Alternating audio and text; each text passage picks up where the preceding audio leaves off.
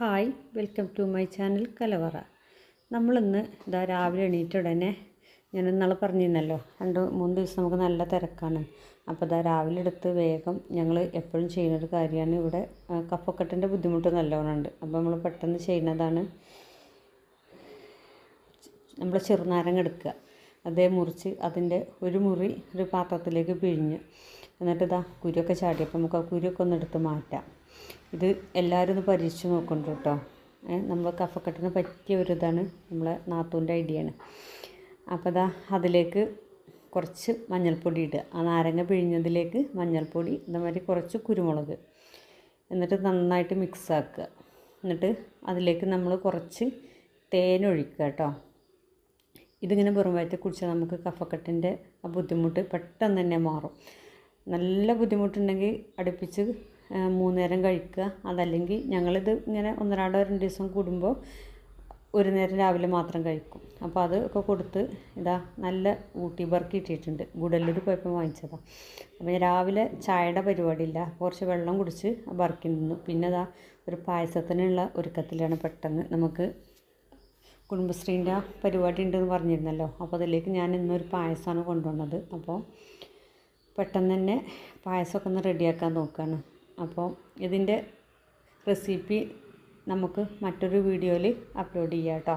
ഇപ്പോൾ നമുക്കത് ടൈം കുറവായതുകൊണ്ടേ ഓരോന്നെടുക്കാൻ ബുദ്ധിമുട്ടാണ്. കാരണം കുറച്ച് അധികം ഉണ്ടാക്കാനുണ്ട്. അപ്പോൾ നമുക്കതൊക്കെ തേങ്ങാപ്പാലാണ് ഉപയോഗിക്കുക. അപ്പോൾ ഒരുപാട് തേങ്ങ ഒക്കെ ചിരവി പാലെടുക്കണമെങ്കിലൊക്കെ ടൈം ഒരുപാട് പിടിക്കും. അപ്പോൾ പായസമൊക്കെ റെഡിയായി. അതിലേക്ക് തേങ്ങാപ്പാലൊക്കെ ഒഴിച്ചു, ചുക്കുപൊടി, ജീരകപ്പൊടി, ഏലക്കപ്പൊടി എല്ലാം ചേർത്ത് പുറത്ത് അടുപ്പിലാണ് നമ്മൾ വെച്ചത്. വലിയ ഉരുളി വെച്ചിട്ട് അതിലാണ് ഉണ്ടാക്കുന്നത്. അപ്പോൾ അതൊക്കെ വാങ്ങി വെച്ചു.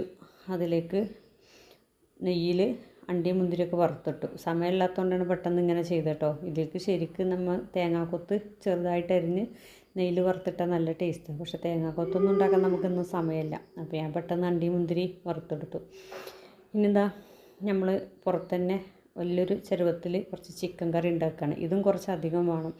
ഇതെന്താണെന്ന് ചോദിച്ചാൽ, നമുക്ക് മദ്രസയിൽ ഇന്ന് രാവിലെ നമ്മൾ ഫുഡ് കൊടുക്കുന്നുണ്ട്. കാരണം മോള് 10ാം ക്ലാസ്സിലാണ്, മദ്രസയിൽ സ്കൂളിലൊക്കെ. അപ്പം അവൾ കഴിഞ്ഞു പോരുക. അപ്പോൾ അതിന് വേണ്ടിയിട്ടാണ് കേട്ടോ. അപ്പോൾ അതൊക്കെ പെട്ടെന്ന് തയ്യാറാക്കി അതൊക്കെ വണ്ടിയിലേക്ക് വെച്ചു. നമ്മൾ പൊറാട്ട ഏൽപ്പിച്ചിരിക്കുകയാണ് കേട്ടോ. 52 കുട്ടികളുണ്ട്. പിന്നെ 4-5 അധ്യാപകർ, കുറച്ച് കമ്മിറ്റി അംഗങ്ങളൊക്കെ ഉണ്ട്. അപ്പോൾ തണുത്ത വെള്ളം കയറ്റി വെച്ച്, കുട്ടികൾക്ക് ചിലപ്പോൾ വെള്ളം അതാക്കാൻ വേണ്ടി വരിക. പിന്നെ കുറച്ച് ചായ ഉണ്ടാക്കി. പിന്നെ ആ കാസറോളിൽ കവറിലൊക്കെ നമ്മൾ പൊറോട്ടയാണ് ഏൽപ്പിച്ചത്. മറ്റേ 2 പാത്രത്തിൽ നമ്മൾ ചിക്കൻ കറിയൊക്കെ ആക്കി ഒക്കെ വണ്ടിയിൽ സെറ്റാക്കി മദ്രസയിലേക്ക് പോകാമെന്ന് വിചാരിച്ചു. അപ്പോൾ മോള് കഴിഞ്ഞു പോരല്ലേ. അപ്പോൾ നമ്മളൊരു സന്തോഷത്തിന് കുട്ടികൾക്ക് മദ്രസയിലെ മോഡൽ എക്സാമും ഒക്കെ നടന്നുകൊണ്ടിരിക്കണം. അപ്പോൾ അത് തീരുമ്പോഴത്തേനും എത്താമെന്ന് വിചാരിച്ചു. എന്നിട്ട് അവർക്ക് ഫുഡൊക്കെ കൊടുത്തിട്ട് പോരാമെന്ന് വിചാരിച്ചു. അപ്പോൾ ഇതാണ് ഞങ്ങളെ മദ്രസ കേട്ടോ.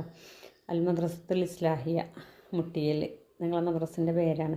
ആ മദ്രസിൻ്റെ മുറ്റത്ത് തന്നെ നല്ലൊരു മാവുണ്ട്. ഇപ്പം എല്ലായിടത്തും മാങ്ങാക്കാലായില്ലേ എന്ന് വിചാരിക്കേണ്ട. ഇതിപ്പോൾ 3ാമത്തെ പ്രാവശ്യം ഉണ്ടാകുന്നത്. നല്ല മധുരമുള്ള മാമ്പഴമാണ്. ടീച്ചേഴ്സ് അതൊക്കെ പറിച്ച് കുട്ടികളെല്ലാവർക്കും എത്തിക്കും. അപ്പോൾ അങ്ങനെ നമുക്ക് കഴിച്ചിട്ടുണ്ട്, നല്ല മധുരം. അതൊക്കെ കഴിഞ്ഞ് ചന്തയിലൊക്കെ പോയി വന്ന് അപ്പോഴത്തേന് പെട്ടെന്നൊരു കേക്ക് ഓർഡർ വന്നു. ഇത് എന്താ ഈ മാവും കൊണ്ട് ഇരിക്കണറിയോ. മാവൊക്കെ ശരിയാക്കിയപ്പോഴാണ് വൈറ്റ്, പക്ഷേ എനിക്ക് ഓർഡർ വന്നത് ബ്ലാക്ക് ഫോറസ്റ്റ് ആയിരുന്നു. ഞാനത് മറന്നുപോയി. വൈറ്റ് ഫോറസ്റ്റിൻ്റെ മാവാണ് റെഡിയാക്കിയത്. ഏതായാലും ഒരു പരീക്ഷണാർത്ഥം ഞാൻ കുറച്ച് കൊക്കോ പൗഡർ എടുത്ത് അരിപ്പയിലൂടെ അരിച്ച് മാവൊന്ന് റെഡിയാക്കി നോക്കി. അപ്പോൾ കുഴപ്പമില്ല, നല്ല സെറ്റായി. രണ്ടാമതൊന്നും ചെയ്തെടുക്കാനൊന്നും ടൈമും ഉണ്ടായിരുന്നില്ല. അപ്പോൾ ഏതായാലും നല്ല സോഫ്റ്റായി കിട്ടിയിട്ടുണ്ട്, കുഴപ്പമില്ലാതെ റെഡിയായി. അപ്പോൾ അതൊക്കെ പെട്ടെന്ന് ചെയ്ത് റെഡിയാക്കി.